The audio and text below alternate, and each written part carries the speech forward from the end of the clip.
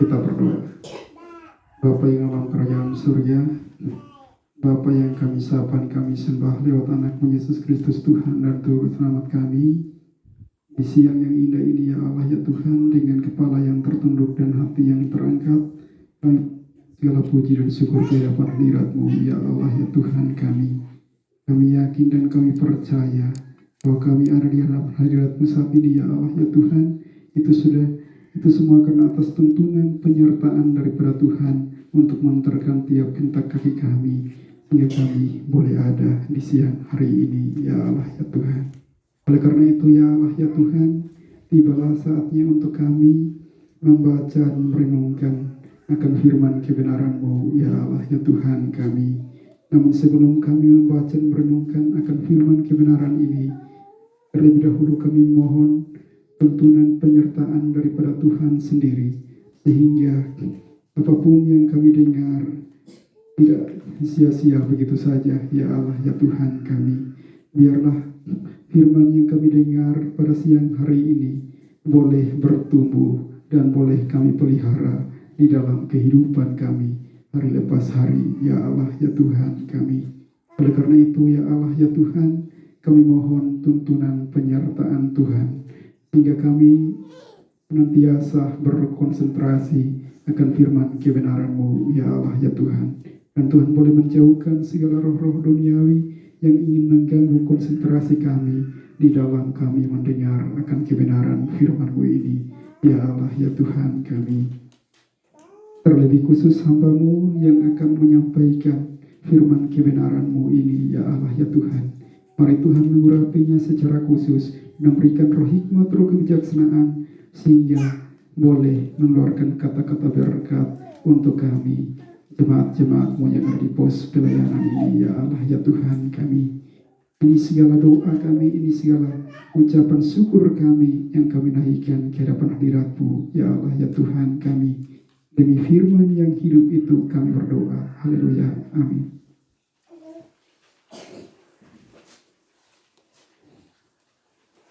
2 Timotius 1 ayat 1 sampai 14.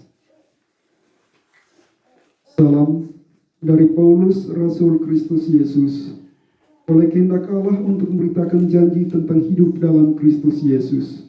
Kepada Timotius, anakku yang kekasih, kasih karunia, rahmat dan sejahtera dari Allah Bapa dan Kristus Yesus Tuhan kita menyertai engkau. Perikop yang kedua, ucapan syukur dan nasihat untuk bertekun. Aku mengucap syukur kepada Allah yang kulayani dengan hati nurani yang murni seperti yang dilakukan nenek moyangku, dan selalu aku mengingat engkau dalam permohonanku baik siang maupun malam. Dan apabila aku terkenang dan akan air matamu yang kau curahkan, aku ingin melihat engkau kembali supaya penuhlah kesukaanku. Sebab aku teringat akan imanmu yang tulus ikhlas, yaitu iman yang pertama-tama hidup dalam nenek moyangmu Lois dan di dalam dalam ibumu Eunike, dan yang aku yakin hidup juga di dalam dirimu. Karena itulah kuperingatkan engkau untuk mengobarkan karunia Allah yang ada padamu oleh penumpangan tanganku atasmu. Sebab Allah memberikan kepada kita bukan roh ketakutan, melainkan roh yang memberikan kekuatan, kasih dan ketertiban. Jadi janganlah malu bersaksi tentang Tuhan kita, dan janganlah malu karena aku seorang hukuman karena Dia, melainkan ikutlah menderita bagi Injilnya oleh kekuatan Allah. Dialah yang menyelamatkan kita dan memanggil kita dengan panggilan kudus, bukan berdasarkan perbuatan kita, melainkan berdasarkan maksud dan kasih karunia-Nya sendiri, yang telah dikaruniakan kepada kita dalam Kristus Yesus sebelum permulaan zaman, dan sekarang dinyatakan oleh kedatangan Juru Selamat kita Yesus Kristus, yang oleh Injil telah mematahkan kuasa maut dan mendatangkan hidup yang tidak dapat binasa. Untuk Injil inilah aku telah ditetapkan sebagai pemberita, sebagai rasul dan sebagai guru. Itulah sebabnya aku menderita semuanya ini, tetapi aku tidak malu, karena aku tahu kepada siapa aku percaya, Dan aku yakin bahwa Dia berkuasa memeliharakan apa yang telah dipercayakannya kepadaku hingga pada hari Tuhan. Peganglah segala sesuatu yang telah engkau dengar padaku sebagai contoh ajaran yang sehat, dan lakukanlah itu dalam iman dan kasih dalam Kristus Yesus. Peliharalah harta yang telah dipercayakannya kepada kita oleh Roh Kudus yang diam di dalam kita. Demikianlah firman Tuhan. Diberkatilah setiap telinga yang mendengar dan hati yang terbuka bagi firman Allah. Haleluya.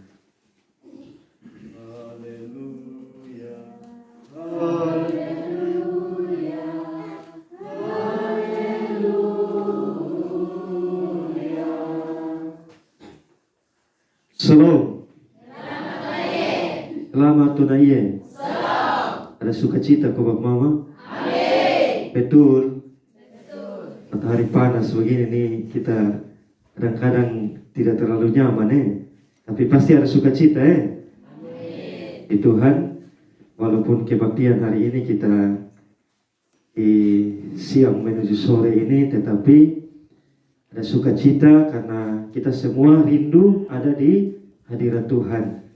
Kita bersyukur kepada Tuhan karena Tuhan telah menolong kita, menyertai kita dalam kehidupan kita 1 minggu. Kita bekerja di laut, di atas pohon. Iya Bapak Mama. Iris itu, lontar itu kan di atas pohon toh. Nah, itu di atas pohon, di perjalanan, atau di mana saja. Kita bekerja, beraktivitas, dan kita percaya Bapak Mama, Tuhan pelihara, Tuhan tuntun kita Kita bekerja, kita setiap hari berusaha, tetapi kita masih dalam keadaan sehat, sukacita, selamat.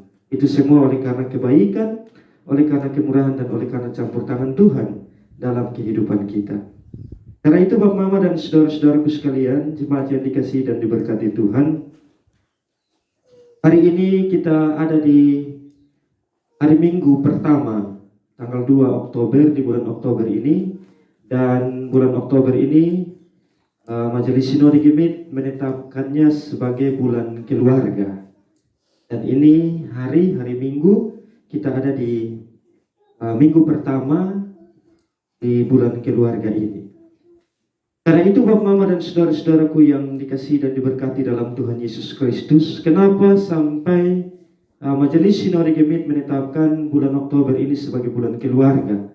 Jadi jangan heran kalau bulan-bulan sekarang ini banyak orang yang menikah banyak yang berkat nikah, karena mungkin momennya pas bulan Oktober ini bulan keluarga. Menikah itu juga adalah berkat nikah, itu bagian dari membentuk keluarga. Ya, ini saya dengar di sini ada 3 pasang, besok lusa ada di tempat yang lain juga ada berkat nikah. Bapak Mama dan saudara-saudaraku yang dikasihi, kenapa ini ditetapkan untuk kita sebagai keluarga Kristen? Kita merayakan bulan keluarga ini atau bulan yang bermakna ini. Karena pergumulan saat ini Bapak Mama dan saudara-saudaraku sekalian, begitu banyak persoalan, begitu banyak kondisi-kondisi hidup yang membuat perpecahan, keretakan dalam keluarga, dalam rumah tangga Kristen. Itu tidak hanya saja terjadi baik di dalam keluarga, tetapi juga terjadi dalam kehidupan sebagai anak-anak dan orang tua. Bagaimana kita kembali diingatkan, bagaimana kita kembali pada pemahaman kita yang benar tentang membangun, membina kehidupan berkeluarga. Karena itu Bapak Mama dan saudara-saudaraku, yang menjadi tema kita di hari ini, spiritualitas bertumbuh dalam keluarga. Spiritualitas bertumbuh dalam keluarga. Mungkin Bapak Mama dorang dengar ini kata spiritualitas ini, ya ini kita juga masih raba-raba, ini arti apa ini? Ya, kalau kita yang mungkin karena kesempatan dan waktu kita berpendidikan, kuliah, ya pasti ada gambaran itu. Nah, ini perlu kita sederhanakan lagi tentang spiritualitas ini apa.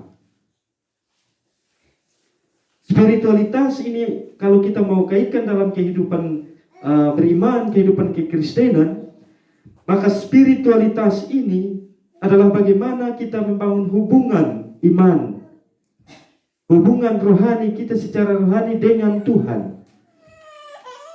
Itu satu daya dorong yang akan membuat kita ada dalam relasi kita dengan Allah. Sehingga diharapkan bahwa dengan spiritualitas kita sebagai orang-orang percaya, sebagai orang-orang Kristen, itu dapat menolong kita untuk kita bertumbuh dalam keluarga. Setiap keluarga Kristen harus ada spiritualitas itu, yaitu bagaimana kita membangun relasi hubungan dengan Allah. Itu harus senantiasa dan selalu bertumbuh dalam rumah tangga kita masing-masing. Bapak Mama, saudara-saudara sekalian, pasti kita pernah dengar satu ungkapan, ya, atau satu gambaran yang sudah lama sekali, yaitu buah jatuh tidak jauh dari kita setahu ini, buah jatuh tidak jauh dari pohon. Jadi kalau kita omong buah ini banyak jenis buah, Bapak Mama. Jadi mungkin kita pakai ini, kita omong buah kelapa atau buah apa ini, sabuako, pohon lontar punya buah ini, buah itu, buah lontar itu. Itu kalau kita lihat dia jatuh itu pasti ada di dekat dia punya pohon, Bapak Mama. Walaupun ada 10 pohon di situ, tapi kalau dari atas lurus turun dan ada satu buah di sini, kita bisa tahu, oh ini pohon ini membuah karena tidak jauh, dia ada dekat-dekat di situ. Terhadap pernyataan ini ada yang bilang begini, bagaimana kalau pohon itu dia di pinggir kali? Ini di pembuah pasti jatuh di air, di jauh, air bawah di jauh. Tetapi saya mau katakan bahwa mau di pinggir kali, kok di tanah rata, kok di jurang, kok di tebing, tetap jatuhnya tidak jauh dari pohon. Nanti urusan air mau bawa dia kemana, banjir mau bawa dia kemana, itu urusan. Intinya dia jatuh itu selalu dekat dia punya pohon. Nah, terhadap hal ini Bapak Mama, ini sebenarnya satu gambaran yang nyata dalam kehidupan kita. Fakta ini, kita semua tahu ini. Nah, artinya bahwa setiap hubungan dalam keluarga, kaitannya ini dalam keluarga, ini seringkali digambarkan bahwa orang tua dan anak. Orang tua dan anak. Orang tua punya perilaku hidup, orang tua punya sikap hidup, pasti akan terbawa di dia punya anak-anak. Itu yang kita bilang buah jatuh tidak jauh dari di pohon. Orang tua itu adalah pohon dalam keluarga, anak-anak itu ibarat seperti buah tadi. Jadi sifat turunan, watak dan karakter itu pasti diwarisi juga oleh anak-anak dari orang tua. Kalau orang kesehatan bilang itu faktor gen ayah dan ibu pasti akan turun di anak. Tetapi secara iman kita mau katakan bahwa warisan iman orang tua, kehidupan beriman orang tua, itu akan yang baik akan turun kepada anak-anak. Itu pasti, amin kok? Amin. Tapi khotbah belum amin, ini masih panjang, ini baru pengantar nih Bapak Mama, belum masuk nih. Ya, nah terhadap hal ini Bapak Mama, saya coba mengkategorikan ini dalam 4 bagian. Yang pertama, keadaan kondisi kehidupan kita keluarga, ada yang pertama itu orang tuanya baik, ya dia rajin ke gereja, dia suka berbagi dengan sesama, dia mengasihi sesama. Artinya kehidupan spiritualitas imannya, kehidupan rohaninya dalam keluarga itu baik, takut Tuhan. Dan anak-anaknya juga demikian, bertumbuh dengan baik karena orang tuanya memberikan contoh teladan yang baik tadi. Maka anak-anak juga bertumbuh mulai dari par sampai dewasa sampai pemuda, dia baik, setia gereja, rajin ibadat pemuda, dan melakukan hal-hal yang baik. Itu yang pertama. Tetapi ada yang kedua, orang tuanya baik, ya, rajin gereja, berbagi dengan sesama, tetapi anaknya kacau berat.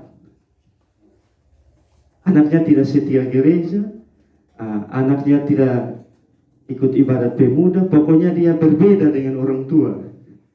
Ya, kehidupan imannya tidak bertumbuh secara baik. Anak-anak ini mereka sering cari hal, mereka ini tukang juga, tapi tukang yang tidak baik. Kan kalau kita omong tukang ini, Bapak Mama, ada tukang bangunan, ada tukang kayu, tukang batu. Tapi yang kategori kedua ini anak-anak yang tukang, tapi tukang cari hal. Tukang cari hal. Mereka ini tukang pancing juga, tapi tukang pancing orang pun emosi. Tukang baganggu, kau cari hal. Itu yang kedua. Yang ketiga, anak yang baik, tetapi orang tuanya yang kebalikan dari yang kedua. Orang tuanya yang tukang. Tukang cari hal, tukang pancing orang pun emosi, dan hal-hal yang tidak berkenan kepada Tuhan. Yang keempat, orang tua dan anak-anak sama-sama kacau semua. Dalam satu rumah tangga keluarga ini, bapak, mama, anak mungkin ada 3 ke 4 tidak pernah datang gereja. Tapi kalau pelayanan di baptis nikah itu nanti duduk di depan sini. Tapi setelah itu hilang, sudah ada lagi. Sama semua. Bapak, mama, dan anak-anak dong. Artinya ini saya kategorikan ini, bapak mama silakan merasa bahwa bapak mama yang hadir ini, Alma Ina ini semua ada di posisi yang mana, di nomor berapa? 1 ko, 2 ko, 3 ko, 4. Kalau saya nomor 2. Ini nomor 2 ini khotbah, bukan nomor 2 yang lain. Karena kita kalau bicara angka nomor 1, 2 ini, kadang-kadang kita punya pikiran lari di tempat yang lain. Nomor 2, saya kalau untuk kategori ini saya nomor 2. Saya ini orang tua, ini saya bapak majelis dari tahun 80 di Sumba. Karena waktu itu bapak saya ini petugas penyuluh pertanian. Itu tahun 80, itu mungkin itu orang pertama atau kedua, saya juga tidak tahu. Majelis di Gereja Kristen Sumba itu dari tahun 80, tahun 83 lahirlah saya di Sumba, di Wejelu. Di satu tempat yang dulu bilang kampung di nama Wula. Saya juga tidak tahu itu tempat di mana. Karena umur 40 hari sepulang Kupang. Saya punya mama ini orang yang mama tidak majelis, tetapi mama orang yang kuat berdoa. Tapi saya pun kehidupan sejak injak SMP kelas 1 itu hancur berantakan sampai 2004 tamat SMA. Orang tua bapak majelis, mama tukang sembahyang, anak huru hara di luar sana. Tahu tuh kota Kupang bapak mama. Kami pun pergaulan juga satu babai. Tapi sekarang tadi yang nomor 2, sekarang saya berdiri di mimbar untuk memberitakan firman Tuhan luar biasa. Nah, bapak mama dan saudara-saudaraku sekalian, hari ini kita membaca bagian firman Tuhan dalam surat Paulus kepada Timotius, bagian yang kedua ini. Di sini kita lihat bahwa Paulus dia menulis surat kepada Timotius sebagai satu bentuk dukungan dan juga untuk menguatkan Timotius dalam tugas tanggung jawab pelayanan. Timotius ceritanya dia orang muda. Tetapi ketika dia bertemu dengan Paulus berkati dia, tumpang tangan di dia untuk dia melayani. Nah, kalau kita lihat bagian surat Paulus kepada Timotius, yang pertama itu surat berisi tentang tugas tanggung jawab pelayanan jemaat. apa yang dia harus lakukan, apa yang dia harus kerjakan. Sementara surat yang kedua ini Bapak Mama lebih kepada pribadinya pribadinya Timotius. Untuk memberikan penguatan kepada Timotius, karena begini Bapak Mama, Timotius yang orang muda ini, dia harus berhadapan dengan orang tua-tua yang mau dibilang mereka ini pakar Taurat. Orang-orang hebat. Kalau bicara Taurat, orang-orang Yahudi, orang-orang hebat. Nah, Timotius ini orang muda. Tentunya dia harus dikuatkan, dia harus dibekali untuk dia bisa menyatakan, menyampaikan akan kebenaran Tuhan, yaitu Injil, keselamatan itu. Dan di sini terbukti Bapak Mama, kita lihat bahwa Paulus dia sungguh cukup mengenal siapa itu Timotius, sangat kenal.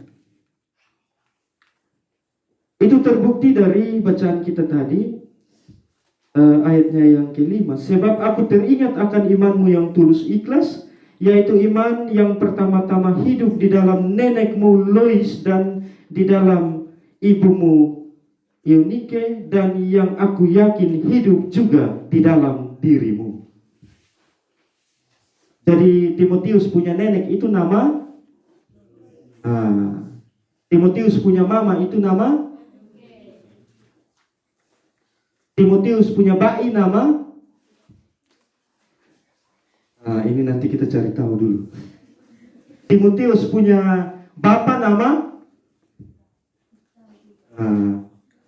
ini sebenarnya satu hal yang perlu kita merasa juga.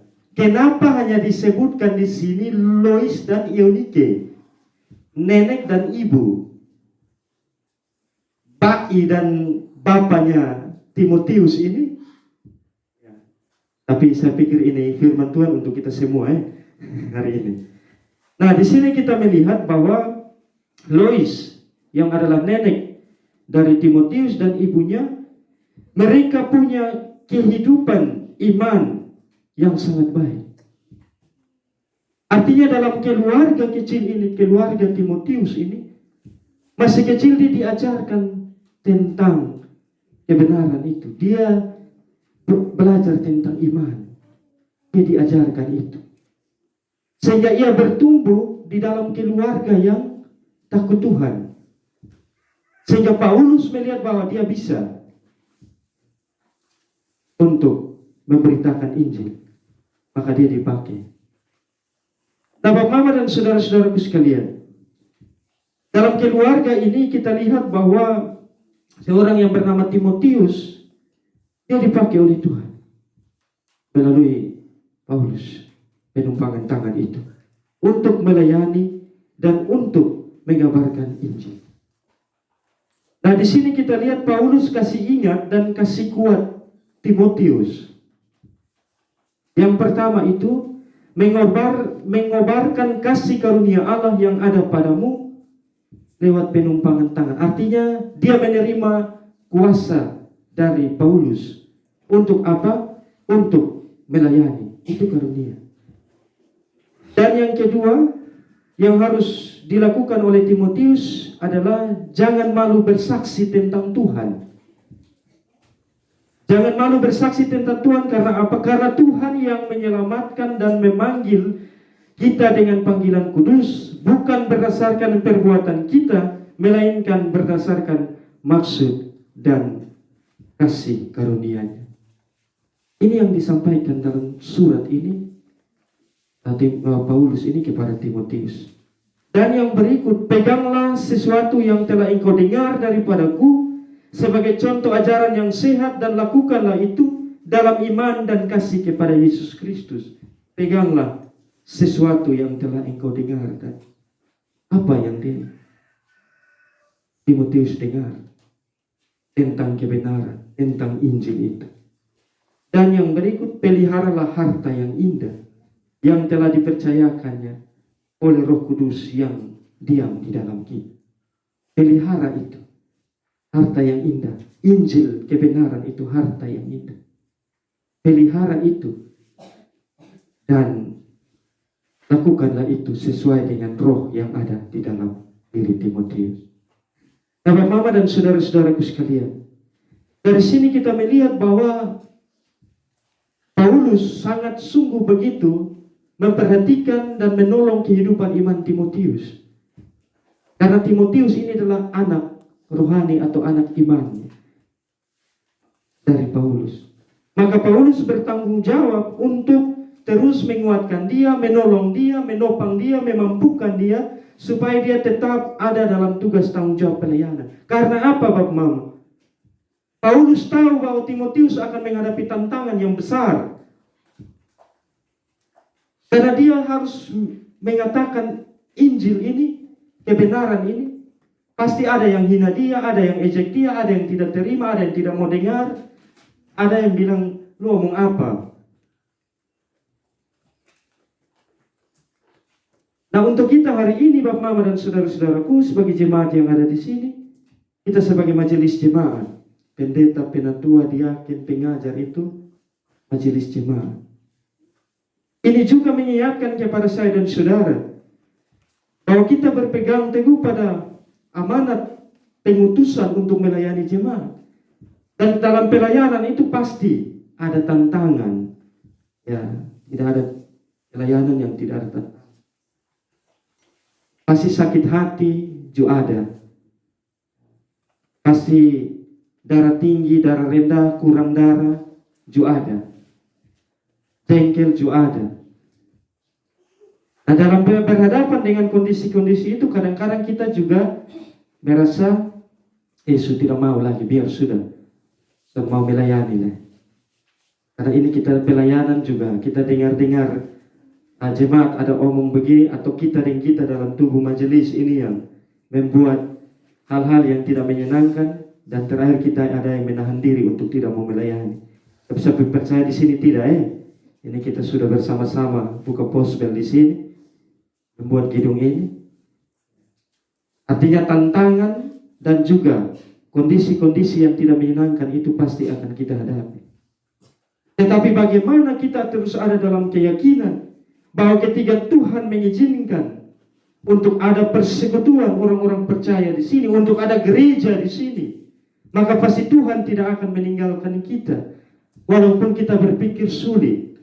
Bapak Mama, jujur saya waktu sampai di Raijua ini manusiawi, saya sempat berpikir tempat ini butuh banyak, harus butuh banyak kita berpikir untuk bagaimana bisa menata pelayanan dan bagaimana bisa mengembangkan segala sesuatu yang menjadi potensi di sini. Tetapi ketika saya lihat ada gereja, ada jemaat, saya bilang Tuhan pasti tidak akan tinggal diam. Kalau kita merencanakan sesuatu, pasti Tuhan akan berkenan itu. Amin kok? Percaya? Percaya? Ya, harus punya keyakinan itu. Walaupun kita ada di tempat yang jauh, tetapi kita yakin bahwa Tuhan bersama kita. Hal yang kedua, Bapak Mama, kita lihat dari firman Tuhan ini, kehidupan keluarga dari Timotius ini, dari dia punya keluarga, dari dia punya nenek dan dia punya mama, mereka adalah orang-orang yang hidup dalam iman. Mereka adalah orang-orang yang diberkati Tuhan. Ini juga menjadi perenungan bagi kita hari ini di dalam kehidupan keluarga kita sebagai keluarga-keluarga Kristen, untuk bagaimana kita juga memberikan didikan, kita memberikan pemahaman yang baik kepada anak-anak kita. Ya, ini anak-anak par juga ada, pemuda-pemudi juga ada. Tentunya kita sebagai orang tua harus senantiasa ada dalam kehidupan beriman. Kalau kita datang gereja, kita pun anak-anak lihat, oh berarti dorang juga akan ikut. Tapi kalau kita tidak datang gereja, anak-anak lihat, ya dorang juga pikir juga, ini kita pergi, kok tidak usah. Artinya itu semua kembali dalam kehidupan keluarga. Dalam kehidupan keluarga, kalau imannya bertumbuh secara baik, kita hidup takut Tuhan, maka pasti anak-anak pun juga akan diberkati. Tadi dalam bacaan Mazmur begitu ya. Kalau kita takut Tuhan, pasti kehidupan keluarga akan diberkati. Nah, saudara-saudaraku sekalian, sederhananya dalam kehidupan kita begini, untuk hal ini. Kita mengajarkan anak-anak kita untuk berdoa. Ini pribadi kita masing-masing. Tetapi dari anak-anak masih kecil, ketika contoh mereka mau makan, kita bilang, namone, berdoa dulu baru makan. Doa saya bilang, Tuhan Yesus berkati ini makanan saya mau makan, amin. Begitu juga, jangan kasih dia doa Bapak kami dulu. Ini masih kecil, ini nanti pelan-pelan. Singkat saja. Ketika ini kita biasakan dalam kehidupan, mungkin dia umur 4 atau 5 tahun. Dia bertumbuh dalam kebiasaan-kebiasaan ini sampai besar. Dan dia tahu itu. Tetapi kita juga tidak peduli, berarti ya. Jangan salah kalau anak-anak kita, mereka sudah besar, mereka tidak mau dengar orang tua omong. Jadi tanggung jawab kita sebagai orang tua untuk bagaimana menghidupkan hubungan relasi kita dengan Tuhan, bertumbuh dalam keluarga itu seperti itu.